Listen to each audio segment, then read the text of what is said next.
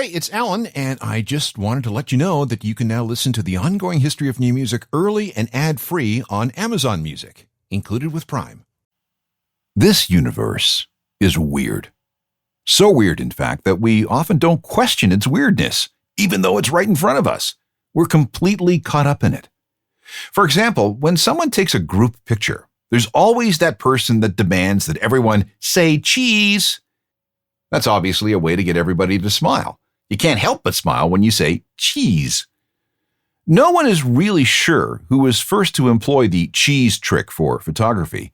In fact, in the early days of the camera, it was considered undignified to be captured with any kind of grin. The command from the photographer used to be, say, prunes, which is why so many old photos have people doing the duck face. The earliest reference to say cheese comes from a Texas newspaper report in October 1943. Joseph E. Davies, a former ambassador to Moscow, was interviewed and gave away his secret to looking pleasant no matter what the circumstances. Just say cheese, he advised. Davies wasn't the inventor of the phrase, though. He says he learned it from some other politician. Let's try something a little more current. When we enter the full address of a website in a browser, we go http://www.whatever, which is complicated. The story of the URL is very, very complicated, but it breaks down like this. The HTTP stands for Hypertext Transfer Protocol, the set of rules that govern transferring files over the internet. The www is World Wide Web, of course, which is where the URL lives. But what's with that // thing? Well, that's a holdover from the computer code that was written for the Apollo missions to the moon. And by the way, the guy who first put this all together is Tim Berners-Lee back in the spring of 1992. He is really, really sorry for all the confusion. And if he had it his way, he would go back and come up with something better. Since we're on the topic of rockets, why is there a countdown to a launch? Seems obvious, right? You tick down the seconds until the engines fire. But get this, NASA took the idea from a 1929 silent film called Frau im Mond, which translates from German as Woman in the Moon. It's considered to be one of the first serious sci-fi films. For its rocket launches, it features a countdown from 6, 5, 4, 3, 2, 1, now. Again, this is stuff that's right in front of our faces that we've just accepted as part of life without really ever questioning what's going on. Now let's extend this to the world of music. There are many strange things that we accept as fact and protocol, but why? Let's find out. This is the Ongoing History of New Music podcast with Alan Cross. Hi there, I'm Alan Cross, and this is the third program in the Rock Explainer series. We all participate in practices and customs that, if we stop to wonder why we engage in such things, we wouldn't have an answer. It's just something we do because. Let me give you some examples from the previous two shows. Who came up with the idea of flashing the devil horns? Where did the practice of doing encores come from? And who was the guy to inappropriately scream "Freebird" at a concert? If you haven't heard those first two shows, you should really go back and check out those podcasts once we're done here. I have a fresh list of mysteries to explain. And let's start with something really fundamental. What is the difference between rock and rock and roll? They refer to the same thing, right? Or do they? Well, yes and no. The term rock and roll predates the music. In the 1600s, sailors used the term to describe the motion of a ship on the open sea. However, by the 1920s, it had become an African-American euphemism for sex, and it appeared in a bunch of songs of the era. Fast forward to the 1950s, when DJ Alan Freed was looking for a new catchphrase.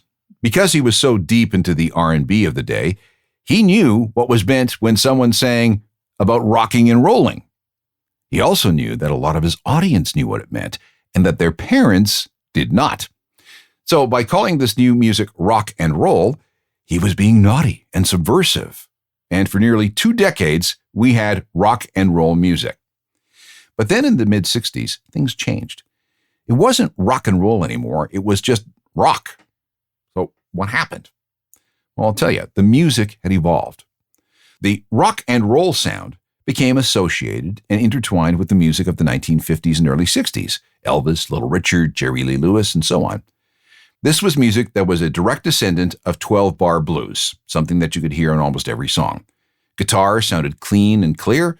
The lyrics were clean, mostly. Some double entendres did slip through. And, most importantly, rock and roll was music for kids. It was played on radio stations that appealed to teenagers, and the delivery system was the 7-inch 45 RPM record. It was evanescent, disposable, and certainly not serious music. Then, in the mid-60s, things began to change. Rock was this heavier, harder, louder, and more complex version of rock and roll. Distortion and fuzz became essential elements. The songwriting and arrangements moved beyond the simple 12-bar blues structure. And it wasn't just for kids anymore. Rock had become serious music and serious business. After years of being criticized as kiddie music, it was now an art form to be respected, studied, analyzed, and critiqued. Credit can go to the Beatles and Bob Dylan, because not only was their music much more sophisticated, but they also released albums. Prior to the middle 1960s, albums had been the domain of adult music, serious music, jazz, classical, Broadway show recordings. But now, thanks to Dylan and the Beatles and a few others, this music was finally being taken seriously, just like those other genres. It was a legitimate, respectable art form. The biggest change came on June 1st, 1967, when the Beatles released Sgt. Pepper's Lonely Hearts Club Band. This was definitely not kiddie music, and therefore it could not be rock and roll. This was rock, period, full stop. Elvis was rock and roll. Led Zeppelin was rock. Today, rock is the most prevalent term, but now it's often interchangeable with rock and roll, especially if you want to punctuate things with a cry of rock and roll or something like that. Fun, fun, rock and roll high school. Fun, fun, rock and roll high school. Fun, fun, rock and roll high school. Fun, fun, oh baby, fun, fun. The next thing that needs explaining is swearing in music. 50 years ago, it was shocking, just shocking, to hear someone curse in a song. One of the very first records I ever owned was Johnny Cash at San Quentin, which was released in 1969. My Aunt Olga gave it to me for my birthday because I loved the song A Boy Named Sue. If you're unaware, the recording goes like this. But you ought to thank me before I die for the gravel in your guts and the spit in your eye, 'cause I'm the son of a bitch that named you Sue. Yeah, well, what did I do? Now that's not some censored radio single. That's how it appeared on the album, which presumably was being bought by adults. The people at Johnny's record label thought that the language is a little strong for fans of a God-fearing man like Johnny Cash, so they bleeped him. Truth is, though, cussing in songs goes back decades and decades. As far as anybody could tell, the first record to maybe appear with a swear word is Old Man Moses by jazz pianist Eddie Duchin.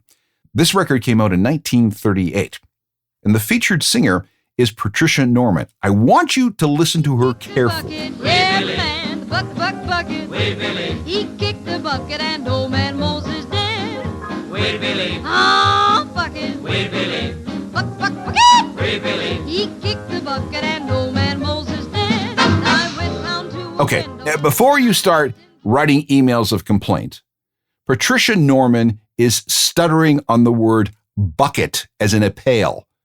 If this were 1938 and you were listening on a crappy old wind-up gramophone or a cheap jukebox, you might hear something else. And it's because of people's wicked imaginations that this song has gone down in history as the first swearing recording. No, she says bucket. Now, to be clear, there were a lot of raunchy songs recorded. They had titles like New Rubbin' on That Darn Old Thing by Oscar's Chicago Swingers or Hot Nuts by Lil Johnson, both from 1936. And then the Dominoes had a scandalous song called 60-Minute Man in 1951. You can imagine what they were talking about.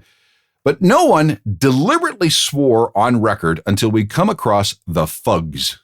And I said Fugs, F-U-G-S. The Fugs were a weirdo rock band tilted toward performance art and satire. And in 1965, they recorded a song called CIA Man, and it featured plenty of obvious F-bombs. It's not quite up there with Rage Against the Machine's Killing in the Name, but it's close. And again, this is 1965. So I'm going to play it for you, but still got to edit it. Send them out to kill their untrained cousins. And amen. CIA man. The Fugs, the first band to deliberately drop an F-bomb on record, as far as we can document anyway. Here's another question. Who decided to put an umlaut in their name? If you're unclear, the umlaut is the two dots that appear over letters in certain languages like German and Swedish. It has to do with how you're supposed to pronounce a vowel. Now, technically, they're called a diacritic form of punctuation. But for our purposes, we're concerned with umlauts that have become known as rock dots. Now, why would anybody want these dots if you don't need them? Short answer, it looks cool. It looks foreign, gothic, exotic, mean, frightening, evil, and it has become associated with metal bands, although not exclusively. As far as anybody can tell, the first band to put dots above their letters was Blue Oyster Cult. According to lore, guitarist Alan Lanier came up with the idea in 1970. No particular reason, it just looked cool. And since then, umlauts have been adopted by dozens and dozens of other bands for exactly the same reason. There's Motley Crue, Queensryche, Spinal Tap, Green Jelly, Motorhead, Maximal Park, Moxie Frues, and tons of others. And I'm going to include this band on the list, although they probably have more of a right to use umlauts because their name is Swedish, a language that uses umlauts for do you remember? So, in the case of Husker Du, umlauts are necessary, correct, and still cool looking. Walking around with your head in the clouds, it makes no sense at all. So you're so short, but you're walking so tall, it makes no sense at all. Husker Du, or Husker Du if you prefer, an umlaut band that actually does things properly with that piece of punctuation. More things to explain coming up, including why do some songs fade out? This is another installment of the Rock Explainer series. I'm trying to shed some light on why rock works the way it does, and also the reasons behind the customs and behaviors that have developed with our music over the years. Next up, why do some songs have defined endings, while others end by getting quieter and quieter until they fade out completely? We might go as far back as classical composer Joseph Haydn. In about 1772, he started performances of what would become known as the Farewell Symphony. As the piece drew to an end, each musician in the orchestra would stop playing one by one, extinguish the candle in front of them, and then walk off the stage. This would continue until there was no one left, and during the whole time, a musical figure was played over and over and over again, and as each musician departed, the volume would of course become quieter and quieter. Then we can look at Gustav Holst and his composition The Planets, which started performances in 1914. The conclusion featured a female chorus in a room that was offstage. As the piece wound down, the door to that room would be closed, little by little, dropping the volume of what the audience could hear. The symphony ended when the door was fully closed and there was silence. Okay, fine. But we're concerned about fading music on a record. We can look at an 1895 recording called The Spirit of 76 that featured a marching band. As the song winds down, the band marches away from the acoustic recording horn. The further they get from that recording horn, the quieter they become and thus fade out. Have a listen.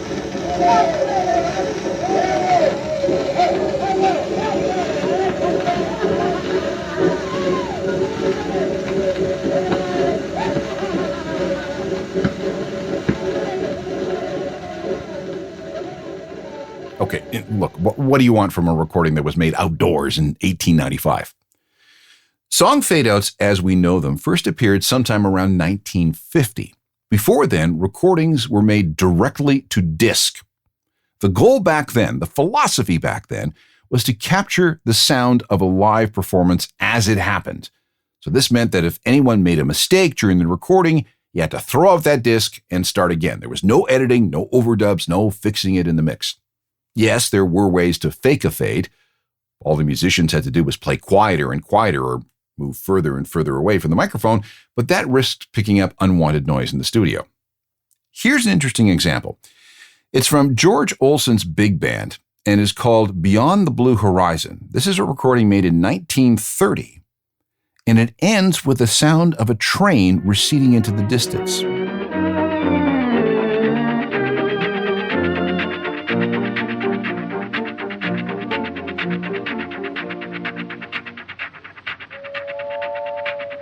But in the 1950s, recording studios started changing over from the direct-to-disc method to magnetic tape. If you made a mistake, no problem. Rewind it, wipe out the original take with another. This eventually led to multi-track recording, and this created an opportunity to end a song in a new way. The electronic fade, as it was known, involved turning down the input volume from all the microphones until the song disappeared into silence. Okay, why do this? A couple of reasons. Artistically, it meant that the artist did not have to come up with a definite ending.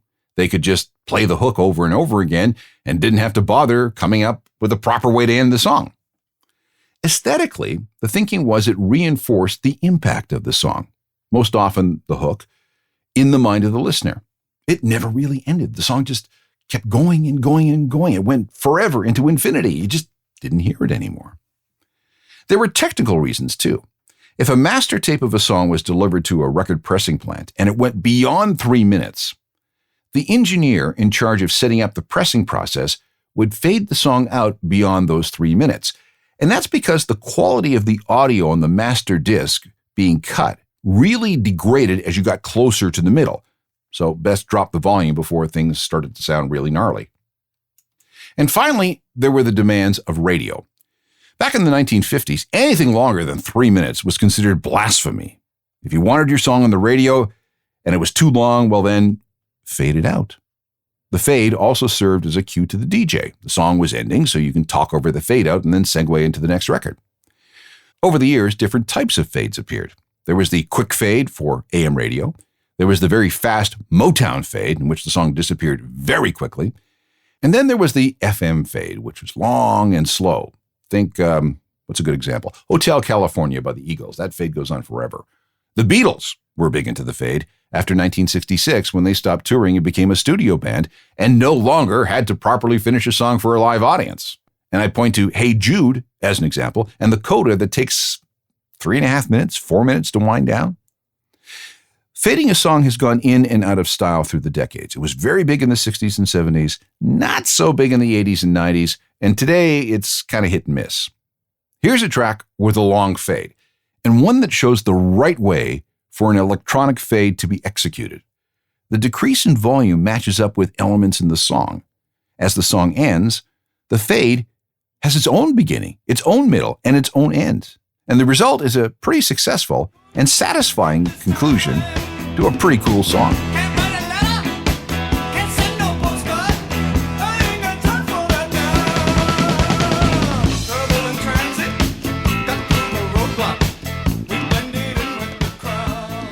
Here's the next item that needs explaining.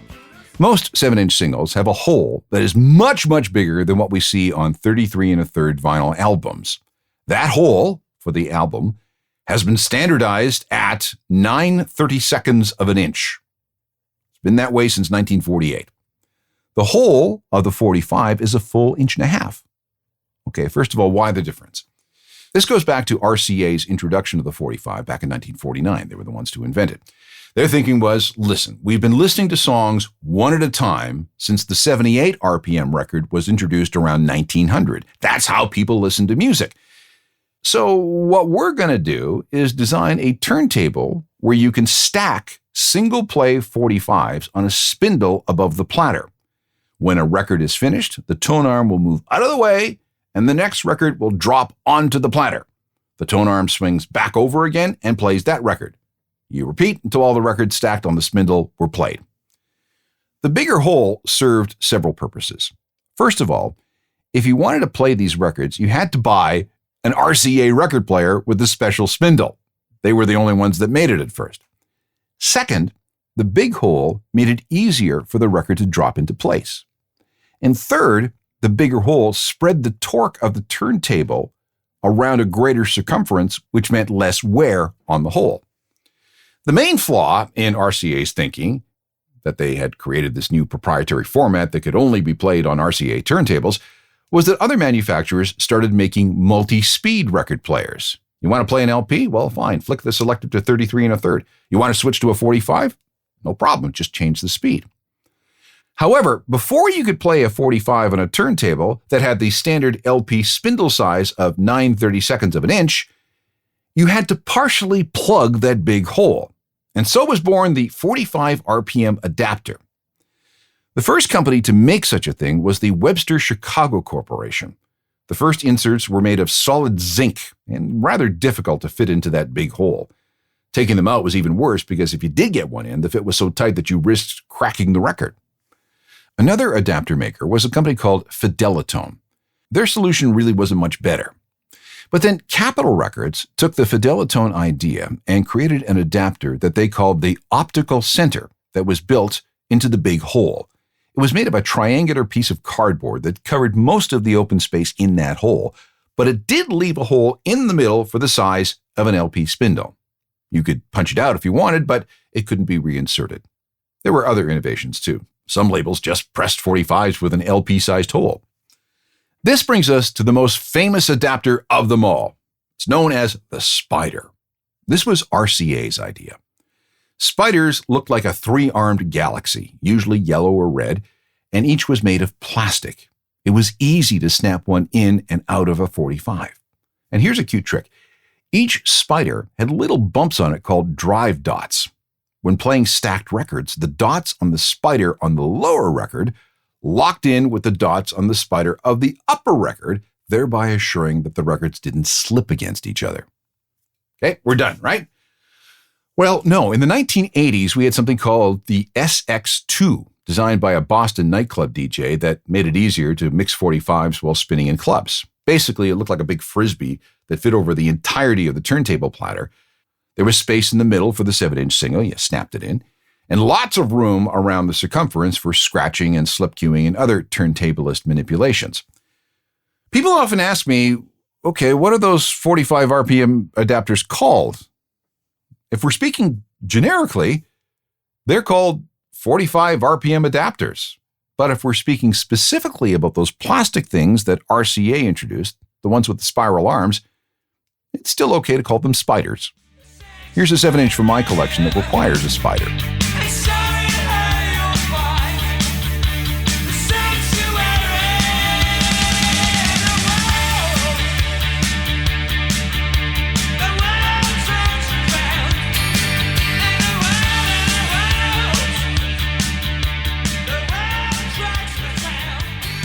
When I was putting this program together, I relied on a lot of questions people emailed to me. People who wanted explanations for a variety of things. And quite a few of them asked, when did it become fashionable for a band to smash their instruments at the end of a set? The answer seems to be a 1956 episode of, wait for it, The Lawrence Welk Show. That's when a guy named Rockin' Rocky Rockwell performed a not-so-respectful version of Elvis Presley's Hound Dog. And when he finished, he smashed his acoustic guitar to bits. I guess this was some kind of commentary on the value of rock and roll music back then. I mean, it was the Lawrence Welk Show. Then we moved to 1964. The Who were playing a small pub in London called the Railway Tavern. The ceiling was quite low. And at some point, Pete Townsend raised his brand new Rickenbacker guitar too high and smashed the headstock into the ceiling. He was annoyed and decided to make a spectacle of his frustration and hammered the guitar into the stage in his amp until it was nothing but splinters. This seemed to go down well with the audience, so Pete and the rest of the band started destroying their instruments on a regular basis. And in fact, it became their trademark for a while. Then there's the case of Jeff Beck, who got frustrated during a scene in which he was featured in the 1966 movie Blow Up. His amp started to short out, and Jeff ended up trying to destroy it with his guitar. In 1967, Jimi Hendrix set his guitar on fire at the end of his set at the Monterey Pop Festival. A little lighter fluid, a match, and boom. And then he broke it to pieces. We can look at Kiss in the 1970s. Paul Stanley theatrically went through many, many guitars as part of his show. In the early 90s, when Nirvana was at their peak, Kurt Cobain went through many, many guitars. He also wrecked as much of everyone else's gear as possible. Who else has been into this sort of mayhem? Well, Trent Reznor and Nine Inch Nails. I've seen them wreck their stuff many times. Phoebe Bridgers killed her guitar at the end of a Saturday Night Live performance. And the all-time champion guitar smasher, and this is according to the Guinness Book of World Records, so it must be true. The all-time champion guitar smasher is, it's not Pete Townsend of The Who. It's Matt Bellamy of Muse. When the band's 2004 tour wrapped up, and this is the one in support of the Absolution album, it turned out that he had totaled, destroyed, ruined 140 guitars.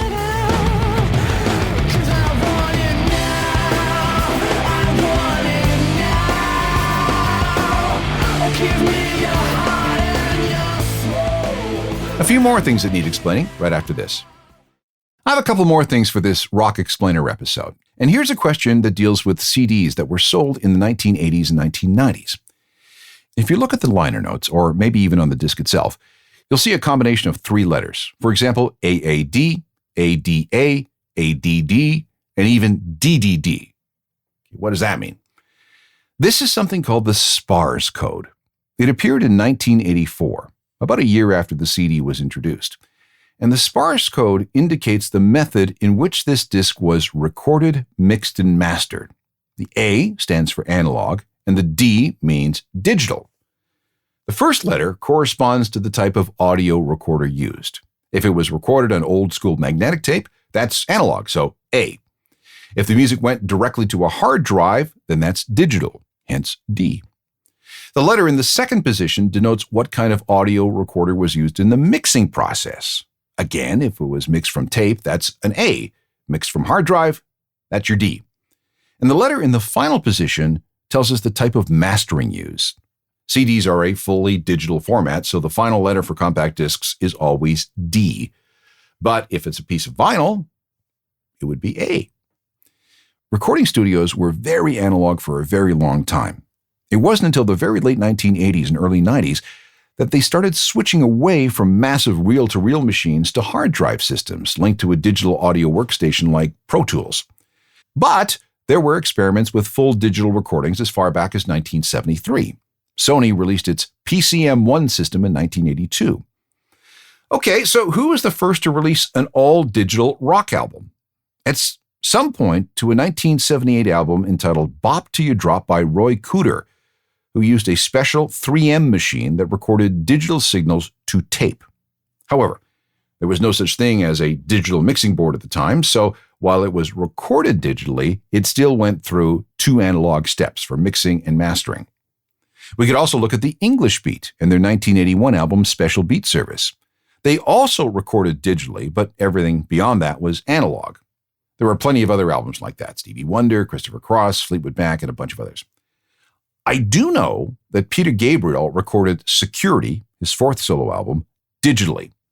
When it came out in 1982, there was only vinyl, so at best it was an AAD recording. But when it was released in 1984, it was full DDD, digital from start to finish, and quite possibly the first ever.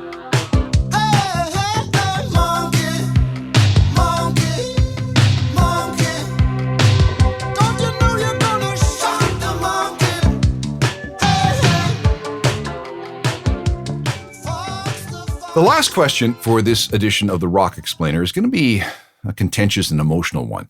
What sounds better, vinyl or CD? Wow, it's a tough one. From a sheer technical point of view, the CD captures an audio signal with more accuracy. We can go through things like bit depth and sample rate and all the math surrounding something called the Red Book standards and the psychoacoustic properties and abilities and capabilities of the human ear and brain to make the case. Technically, compact discs and Blu-ray audio and any number of lossless high-resolution codecs are better than vinyl. Technically. Hold on, though. Maybe you've done A-B comparisons with the same song switching from CD to vinyl, and you've come away with thinking that the vinyl version sounds better. It's warmer, it's smoother, maybe. And it might be. But comparing songs this way is like arguing over which car is faster based on the kind of seats it has. It all depends on the source material. If you have a recording that was lovingly created, mixed properly, and mastered with vinyl in mind, then it is going to sound great. Mastering for vinyl means subtly tweaking different frequencies to bring out the best in the format and to hide some of its flaws. For example, there are physical limitations when it comes to bass in vinyl. It's just not possible to store deep, deep, deep bass in the grooves of a record. You get too low, and the stylus can't cope. It'll jump out of the groove. To compensate, the mastering engineer will pay very close attention to the bass parts of a recording, augmenting things so that vinyl's inability to reproduce it is replaced by a warmth that many people find appealing. CDs, on the other hand, can handle any kind of low frequencies, or high frequencies for that matter, that you throw at it. But because the compact disc has different characteristics and abilities than vinyl, the music needs to be mixed and mastered to match those characteristics and abilities. If you do not mix and master specifically to vinyl, and specifically for CD, you are going to get music that doesn't sound as good as it should, regardless of the format. And vinyl does have problems with noise, rumble, hiss, clicks. Those are artifacts of the mechanical nature of vinyl playback and may contribute to its feeling of realness and warmth. Meanwhile, properly constructed CD recordings do not suffer from those noise artifacts. However, CDs can have an issue with harshness, a high-frequency shrillness that can be really off-putting. But CDs that are mastered with love, that shouldn't be a problem. I have some CDs from the 1980s where they didn't bother to remaster them for the new format. All they did was take the master tapes they used to press the album and transferred that to CD as is. And the results are terrible. I have a copy of Elvis Costello's My Aim is True album, and it sounds awful. It's filled with so much background hiss, and the bass is gone, and the trebles are rolled off. I can't listen to it. Then again, I have some vinyl records issued since 2001 where the label did not bother to change the equalization of the master to something that worked on vinyl. Again, you're taking something that was made for a CD and shoehorning it into vinyl. Again, awful, especially with all the distortions and the low frequencies. So, comes down to this. Does vinyl sound better than CD? Well, it all depends on the individual records and compact discs that we're talking about. We cannot make a blanket statement one way or another. You just can't. Just go with what makes you feel the best and what you enjoy the most. Here is the closest thing I have to an all-analog recording. In late 2001, the White Stripes booked time at a studio in London called Toe Rag, and the attraction was the studio's ancient 8-track recorder, its pile of analog tape, and its analog console. If you go to Jack's Third Man record store in Nashville or Detroit, you can buy a vinyl version of the Elephant album that I'm pretty sure is old school AAA, so analog recording, analog mixing, analog mastering. I'd play something for you to hear, but there's no point because in the creation of this program, everything at some point passes through a digital stage. So let's just hear what we got.